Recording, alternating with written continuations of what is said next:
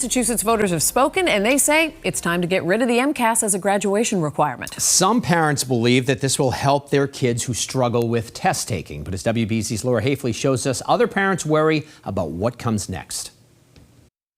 Things have changed for students in Massachusetts. A yes on ballot question 2 now means 10th graders will no longer have to pass the state standardized test to graduate. Good for kids like mine. Watertown parent Sarah Curie has 2 children in elementary school, one with ADHD and dyslexia, who took the MCAS last year. Coming home feeling anxious in spite of having accommodations. Students can take the exam multiple times and receive extra help, but for Curie, that can backfire. The increase in test anxiety and self-esteem, that can kind of accumulate and then maybe not even be an accurate assessment of their performance on the actual test. But after an election night win, the test will no longer stand between students and a diploma. The Massachusetts Teachers Association writing, voters have proclaimed that they're ready to let teachers teach and students learn without the onerous effect of high-stakes standardized tests. Massachusetts now has no common high school graduation standard at all. That is very rare.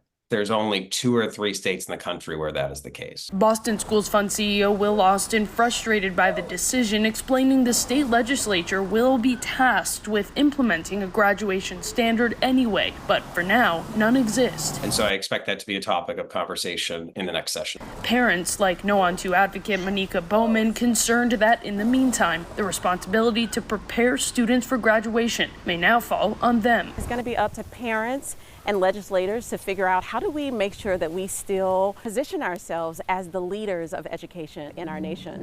Now the ballot question result is providing relief for families that need it most. It's not the only measure of intelligence. Students will still have to take the MCAS, they just won't have to pass it.